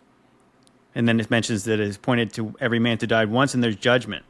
So it says, again, let me read that again. It says, "For then must he often have suffered since the foundation of the world. But now once in the end of the world hath he appeared to put away sin by the sacrifice of himself." So the writer of Hebrews, whether it's Paul or somebody else, he's saying that Christ appeared at the end of the world to put away sin by sacrificing himself for us. So that's the thing. Along with that. Go ahead. No, so I was just going to say, so that's what, if you read the 70 weeks of Daniel, it's very clearly talking about the first advent of Jesus, like when he first appears. And so that 70 weeks concludes with what people would call either the end of the world or the end of the age. So the writer of Hebrews, as he mentions at the very beginning of the book, he's saying like that there was a time where God spoke through his prophets, but in these last days, he spoke to us through his son. And then so later he says, in the end of the world, Christ died for us. He made a sacrifice for us for our sins. That goes along with him saying these things won't, I don't come to abolish these things, but to fulfill. And he's talking about not until, or what does he say? Like all these things he tells them like away. heaven and earth will pass away. until all things be fulfilled. And there's a lot of debate over that. Like, what is that saying? What things are being fulfilled and different things like that. But the more you read into it, like when you bring up passages like that, I know, like you don't gloss over them, but you read over them and it just in passing. And then all of a sudden when you come back to this kind of thinking, you read over like, passages. wait, did he just say the end of the world is when Jesus came to die? That's, but I mean... You know, and the other thing to just mention too, and then we'll play a little bit more of the video, is that it's really strange to me that people think that Matthew 24 could be talking about another temple or another time of Jacob's trouble, because if you say that, so when were the prophets talking about this time then? If Matthew 24 is not about the time Josephus is writing about in history, who did talk about this? Because it's kind of specific. And so that's kind of, again, that's the things that I find very curious. And I don't really, but this is a question for somebody who believes in a premillennial view to ponder. So this time where Jerusalem is destroyed is not what Jesus was talking about. And also, there's a time, 536, which again, we don't really believe that's the date, when up to 90% of the world could have died. And that's not talked about in the Bible either. None of God's prophets spoke about that either. Mm-hmm. That seems really weird that those two events would not be prophesied about. Yeah, that would be very bizarre. So it's my conclusion is they were, and that's what we're reading in the Bible. But the only difference is those events already took place, and so we're not looking for those in the future. Okay, let's continue. About the end of the world is Matthew 24, 4 through 31. I want to cue in on a couple of verses in Matthew chapter 24, verse 4 through 31 that lead me to believe that at this particular point in Matthew 24, he is talking about the end of the world. In Matthew chapter 24, verse 14, it says, "And the gospel of the kingdom shall be preached in all the world for a witness unto all nations, and then shall the end come." In verse 15 it says, "When ye therefore shall see the abomination of desolation spoken of by Daniel the prophet stand in the holy place," and it says, "Whoso readeth, let him understand," telling me that, and this is in the original text, telling me that this was meant to be read by somebody who can understand this. It wasn't just meant for the people standing there. It was written down so that those who read can understand. Matthew chapter 20. Wait, quick point there. I don't think that Jesus said that, though. That's obviously what the writer of the books wrote. You know, that was Matthew who wrote that. Right. Right. Jesus didn't tell the person who was going to read this. Right? Yeah, Am I wrong? Am I wrong about that? I mean, like, why would Jesus have told the person? I mean, he's telling somebody this, and he's not. He doesn't have a stenographer there. Yeah. Who's writing it down? He told them. I always thought that was interesting. That would be the one account too, because if you look at everything, it really seems pretty evident that he's like telling them specifically, like, these things are going to come on you. You will have to deal with the same things as the Son of Man. Like, don't expect to get off on these things when you're in front of the courts. Like, don't think, just let the Spirit speak for you. Like, if he's giving these things, then why would it be talking about a future generation and everything? Like, I mean, I'm sure people in the future have faced persecution, but it's obvious that he's got an audience that he's speaking to. Well, it's also clear, too, that if Matthew was written by Matthew, that still would have been the same generation that was about to experience these things. 100%. Yeah. So Matthew was the original audience, and then he's writing the Gospels for everyone else. Yep. And just because we're reading it now doesn't mean it's written to us. It was written to the people at the time, and praise God that we actually have the ability to read it. But it's you can't. I mean, again, that it really does not change anything about what we're saying. If Matthew decided to put in those parentheses, that were, again, if Jesus actually said it, it would not be in parentheses. It would have been quotes. Yeah, but parenthetical is a big thing that people have to understand in the Scripture. It's like when something is put in parentheses, there's a reason for it, and it's not always just a blatant insertion like people think, where you should just remove it and read everything without that. You know, sometimes it's there for a reason. But I mean, when he's talking to him, it doesn't. If you just kind of like extrapolate that, just pull it out and then think about it in the way that it would apply to people at that time. And then we have accounts, like whether you're talking about Josephus or other historians and things like that who have brought stuff up. it's obvious that they understood these things. It doesn't make any sense to say that like it would have to have waited however many thousands of years or hundreds of years or anything for people to be like, oh wow, now I get that passage. It's like he's telling them right there that these things are going to happen, and I'm pretty sure in my heart that there was no question that these people understood these things, and that there was going to be things that would come upon them and that they would need to know. He was foreshadowing these events and stuff like that. He's preparing them. Everything he did was a preparation of those people. Okay, one thing too, and I don't know if he gets into it, but I want to read this real quick because he talked about that when the gospel has been preached to all nations, then the end will come. Mm-hmm. Okay, so if you go to Colossians 1:23, it says, here's what Paul wrote to the church in Colossus. He wrote, if ye continue in the faith, grounded and settled, and be not moved away from the hope of the gospel, which ye have heard, and which was preached to every creature under heaven, wherefore I, Paul, am a minister. Wow. So Paul is saying that every creature under heaven had heard the gospel. And that's what some people say, oh, he's talking about Romans 1, where he's talking about how God's invisible character is evident and people have no excuse. No, he's actually says the gospel that ye have heard with your ears. So not looked up in the sky. And actually, I'm going to read one more verse. I can't remember if I talked about this on another podcast, but if you go into Acts chapter 1, before the ascension of Christ, he tells them, this is the last thing he says to them. He says, this is Acts chapter 1, verse 8. But ye shall receive power after the Holy Ghost is come upon you, and ye shall be witnesses unto me both in Jerusalem and in all of Judea and in Samaria and unto the uttermost part of the earth. So he tells the apostles that they're going to be his witnesses to the uttermost parts of the earth. Yep. Plus, you have when he went down and broke the gates of Sheol. I mean, it seems like he made sure that anybody that was down there, like, what was he going down there witnessing for? If they're all dead and everything like that, like, it's like it's all over for them. That even that passage where it says the dead will not live until after the 1,000 years have ended. I'm not even going to speculate on that one. But if your Messiah went down there, broke the gates, and he was ministering to those people down there, what's the purpose of that?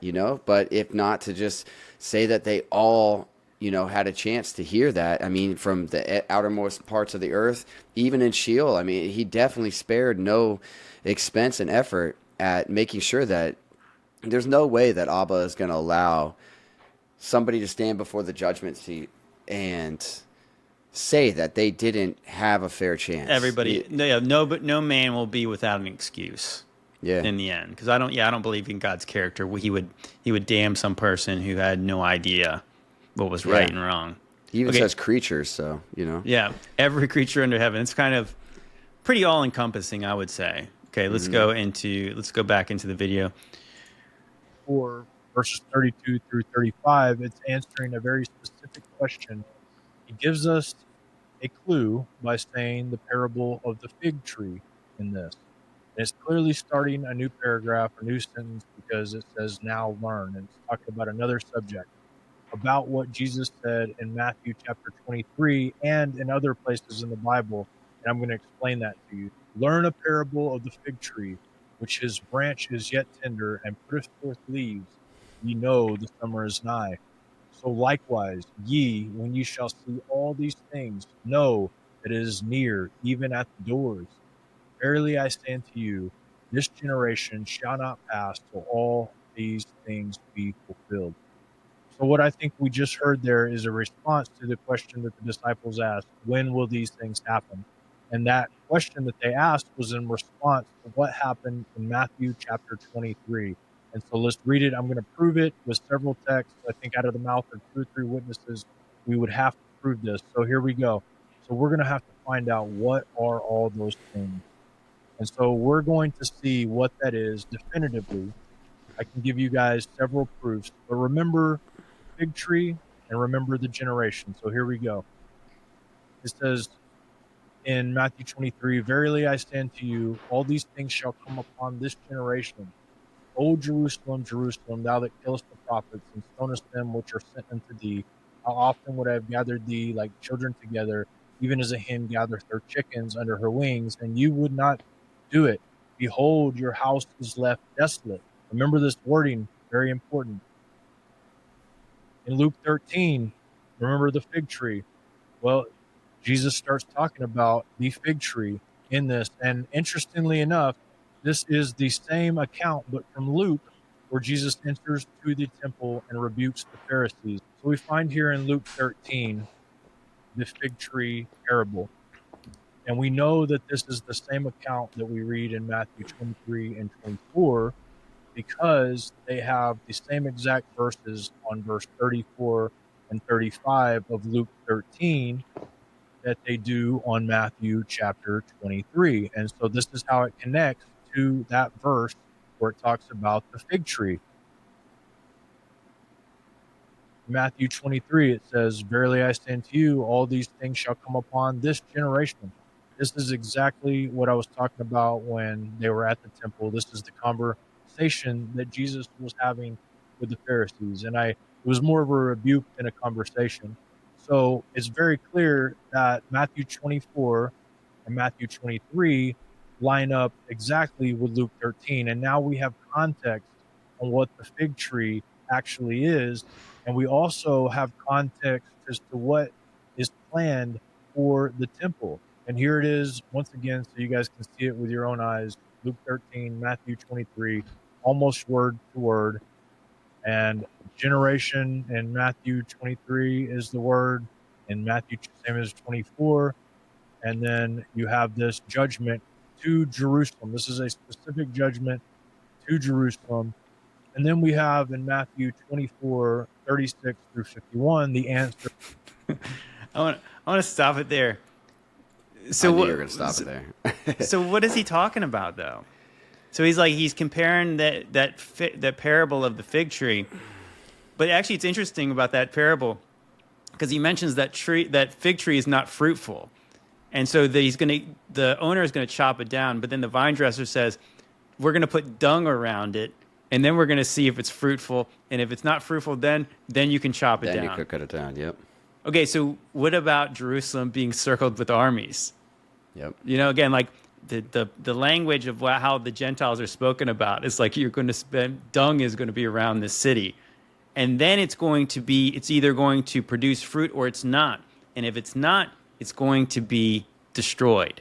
The same way, I think there's another parable that actually was not a parable, but it might be an example of what the apostles might have thought about the fig tree, is when Jesus is going into Jerusalem, he wants to get fruit from this tree, this fig tree, right? There's no fruit. And it actually said it wasn't even in season. And so when it didn't produce fruit, Jesus cursed it. So the next day they come and see, it's dead. And they marvel at it. Mm-hmm. But you know what's actually very clear too? The one thing I guess I agree with it, the same generation he was talking to in Matthew 23 is the same generation he was talking about in Matthew 24. And what's actually if you just let Scripture interpret Scripture, Jesus tells them all the signs that are going to precede the destruction of the temple, because that's literally the first question they asked him. Here's the signs that are going to precede the destruction of this temple, where not one stone will be left upon another. And so Jesus tells them, here is an example, the fig tree.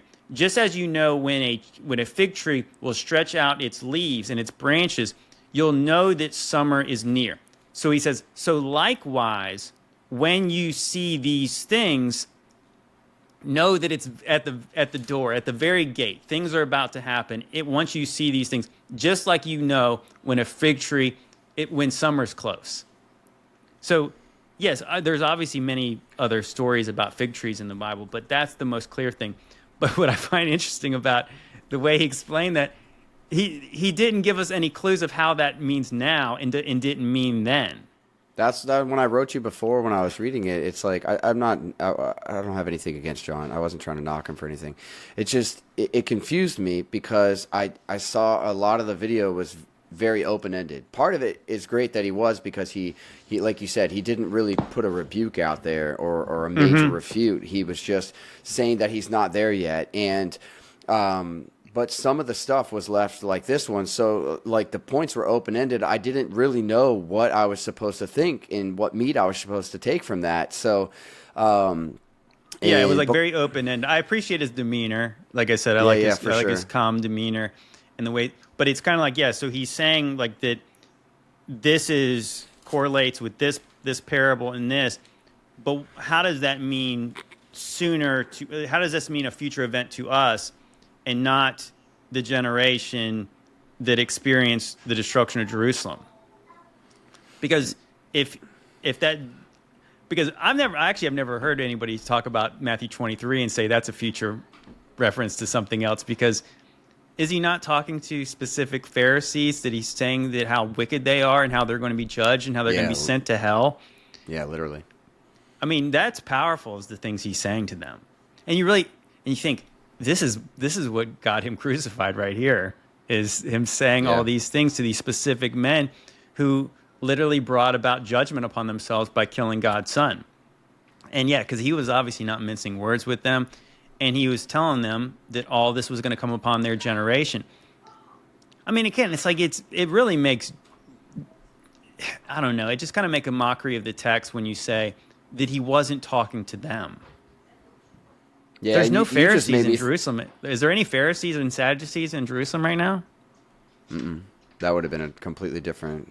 I believe they all. Yeah, where's the same? You know, like it's a total different system now. So the it's hard. And everything is different. And everything, yeah. Since all that, you made me think of something too. Not to cut you off on this, but it goes right in line with what you were saying, because you said, putting the dung around it to see if it produced fruit. So the armies are surrounding it. You have in chapter 11, right after the two witnesses are called up to heaven, a great earthquake took place.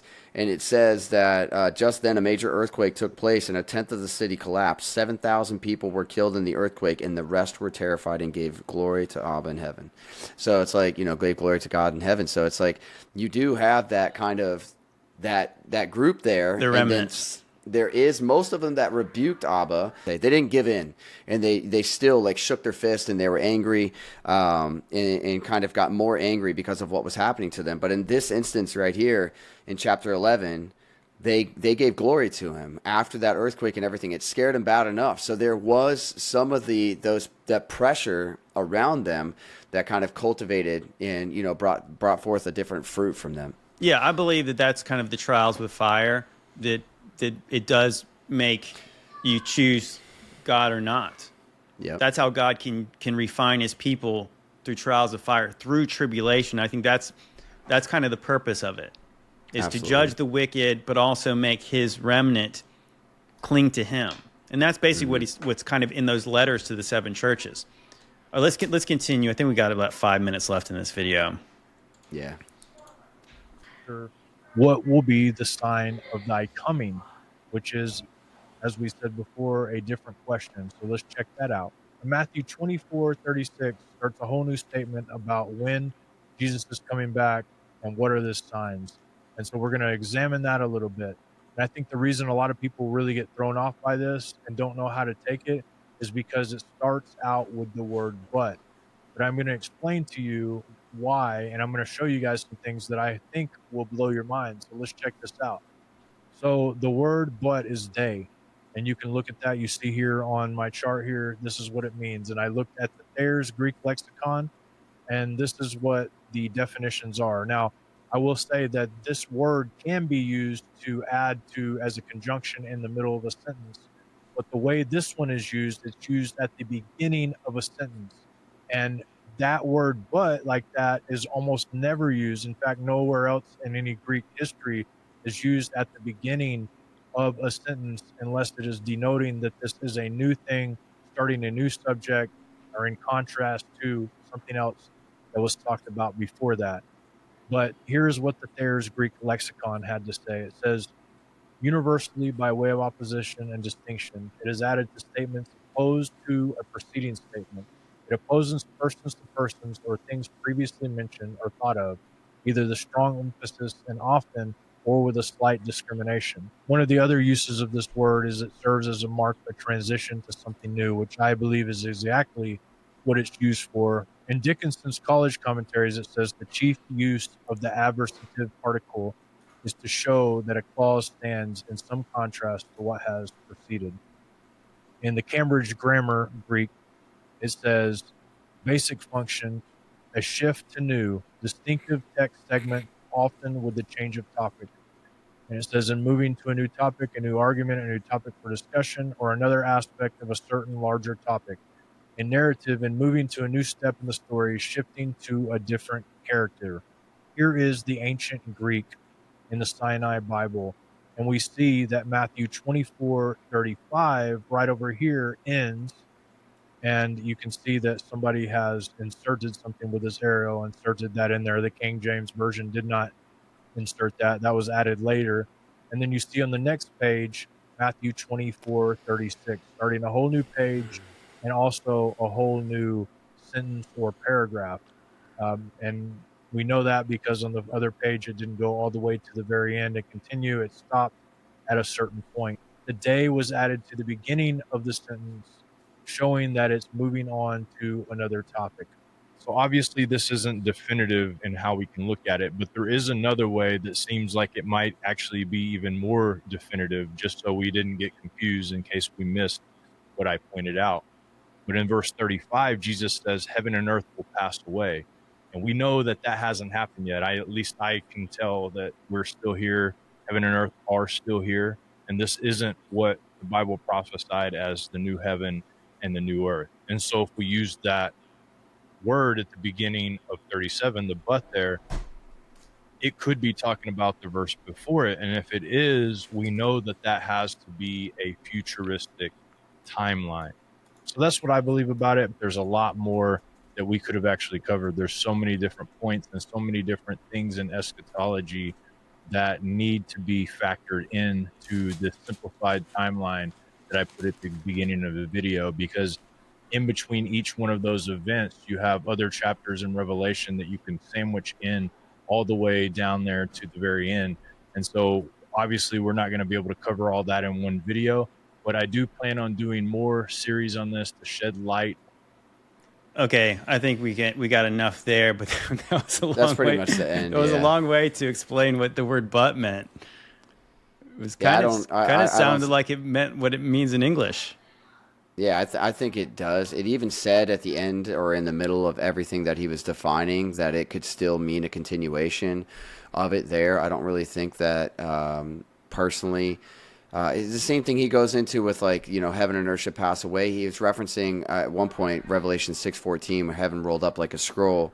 It says in 6:14, the sky or heaven, it could mean sky or heaven, was split apart like a scroll being rolled up, and every mountain and island was moved from its place. But this is what it says in here. I was reading this and getting into the definitions here. It says, it states the sky was split apart. Although it gives the meaning the sky disappeared like a rolled up scroll here, a scroll that is rolled up does not disappear, and such a translation could be difficult for modern readers to understand. The word, when you look into the actual Strong's, it's just saying that the sky split apart. I always think of the Milky Way because I don't know, like, that could have been the flood of Noah or something, but I just try and keep an open mindset.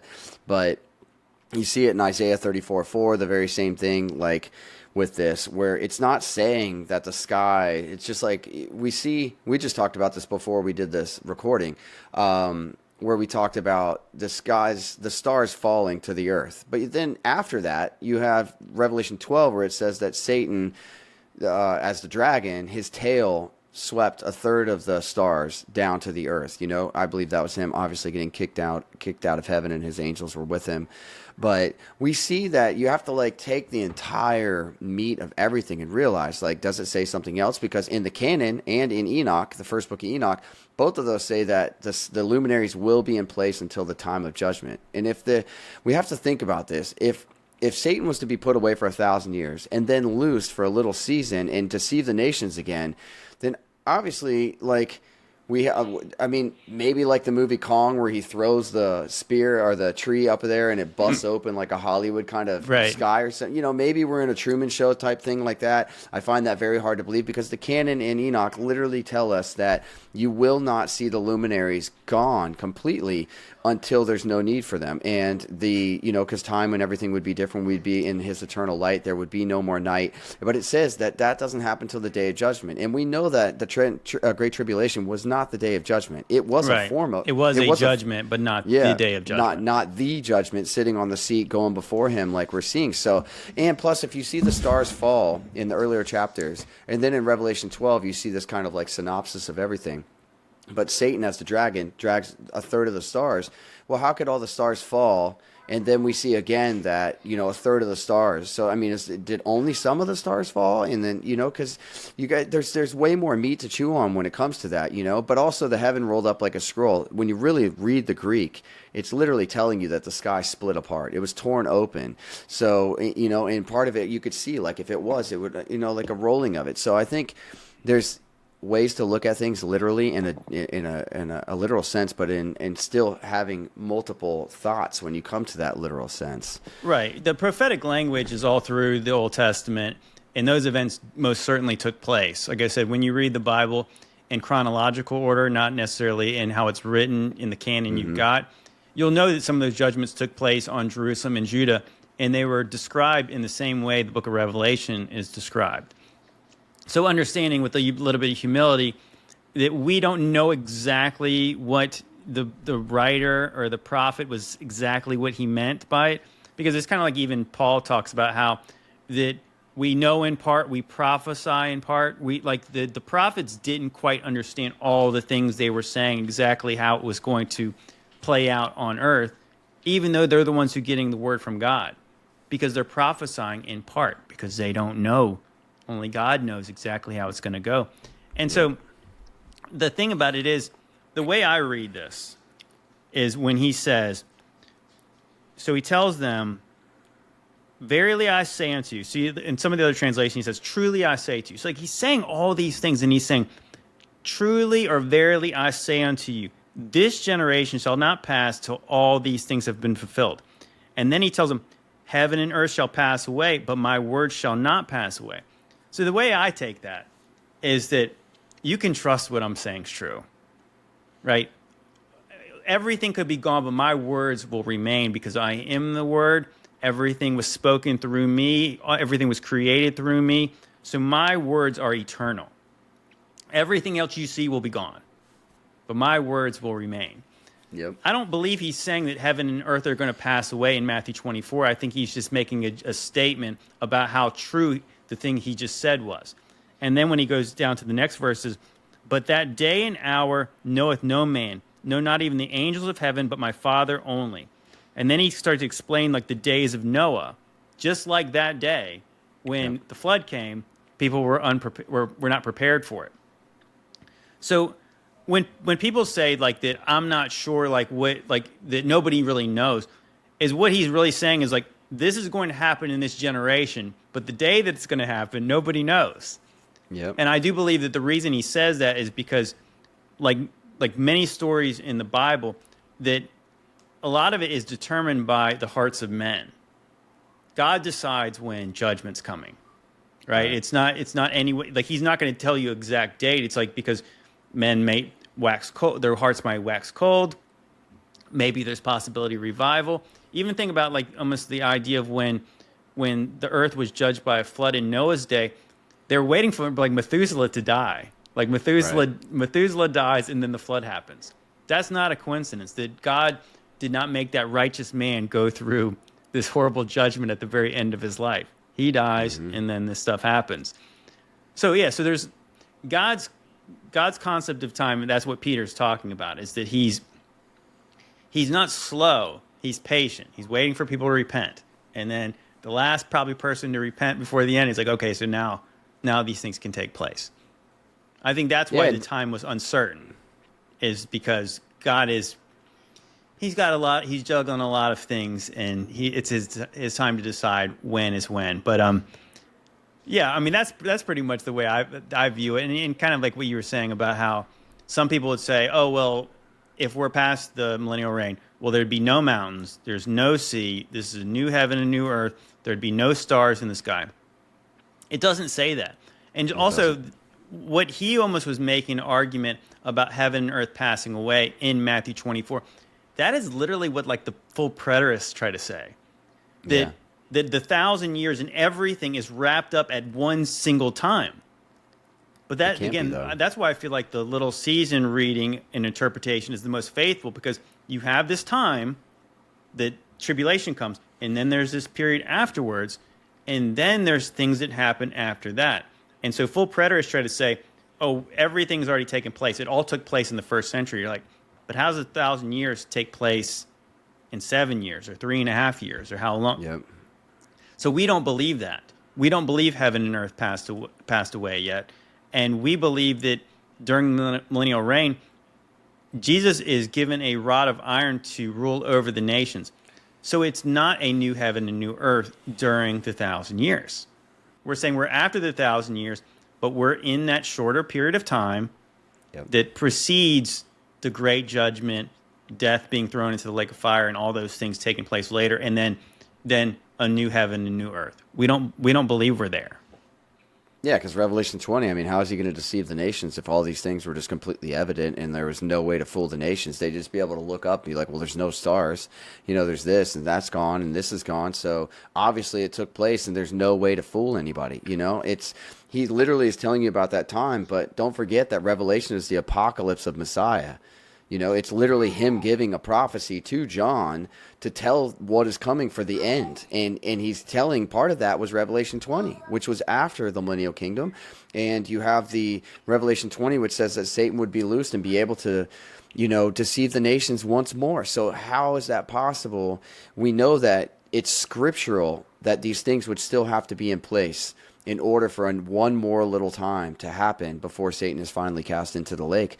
And it's evident to those who are in like our little community and stuff like that now. But for any of those who are looking into this for the first time, or this is new to you, then it's just something that you just have to take in a unbiased and literal stance and just read it and realize that, yes, Messiah is telling you things that are happening here, but he also gave the prophecy to John and told him that these things were going to come after Satan was loosed again. So if Satan was loosed again to deceive the nations, we know that the structure of the world still would have to be in place. And you guys can just look into like all the passages on the luminaries, and you would find, even in the canon, without going into apocryphal if that bothers you and stuff like that in Enoch, but even in the canon, it tells you that the luminaries would be in place. Because think about it, if Satan's going to deceive the nations, obviously time would still have to be in play. You know, you would still, and the luminaries, he tells you, are the clock for seasons and for times and for things like that. So if anybody's to know that these things are still going on, we would obviously have to have the luminaries still in place. And we would obviously have to know that there's more things to come after what Messiah is talking about. But he also gives you the end. But it's like, why would he give that? This is a big one for me. Why would he give Revelation if he was telling you everything right then that was to be fulfilled?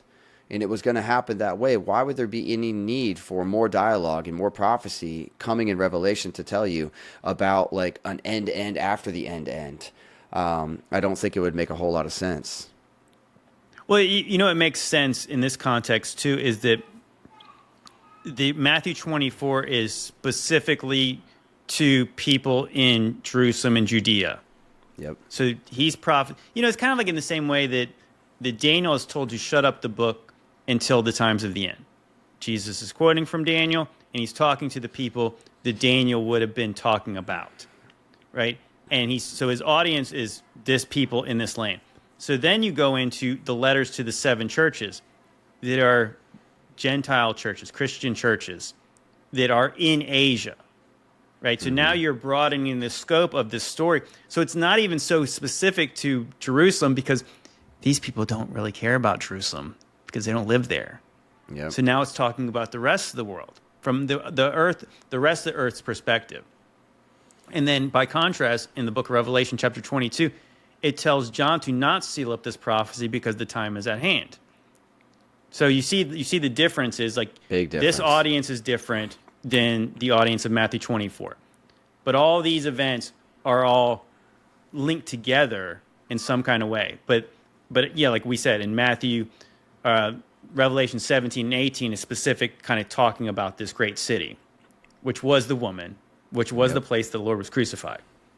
But then the judgments, the bowls, are earth-wide, worldwide events that take place, and they can't stay though forever. I mean, you can't. We're not supposed to be. I don't feel we're supposed to be looking around for bloody waters. Well, wasn't it funny too? Like even like the so it'd be like somebody reading the Exodus, and they said this couldn't take place because look, the Nile has no blood in it now.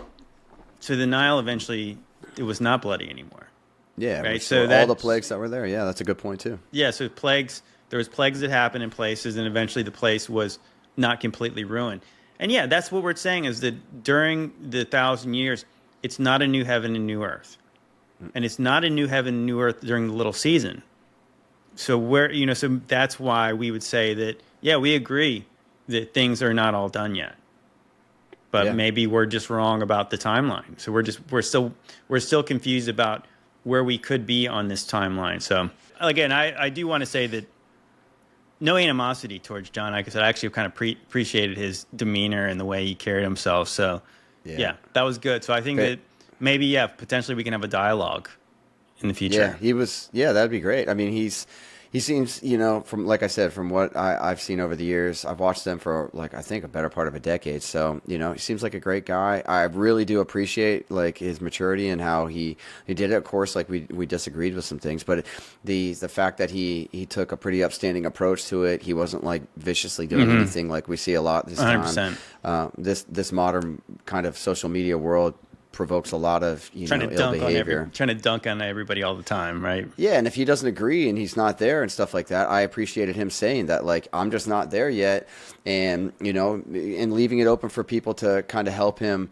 maybe not persuade him, but just show him things so he can actually make his own determination on that. But great thing, because I think they said they had 287,000 subscribers. So I mean, this is something that whatever the truth is going to be, all things will be revealed, and we know. So I'm excited, and I'm very thankful for John and Now You See TV and what they put out with that, even though it was a short video. No matter the facts that he put out there, it's just awesome that more people are going to be exposed, because I'm already getting messages and things from people that me and you that are watching us and different things like that, and on the website that are asking about it. So it's a really cool thing to see that he's opened up a lot of people, potentially hundreds of thousands of people to see this. Yeah, awesome. But yeah, I'm all good, and it was awesome, brother. Yeah, awesome. Well, anyways, guys, really appreciate you guys. Check, I got more links below for some of those things we mentioned about Gunnar Heinzen's presentation. But yeah, we really appreciate you guys. And again, if you guys want to support this podcast, the best way to do it is through Modern Roots Life, link in the description. Yeah, check out that beef liver that Josh talked about earlier in the podcast. But yeah, we appreciate you guys. Love y'all. God bless. Bless you guys.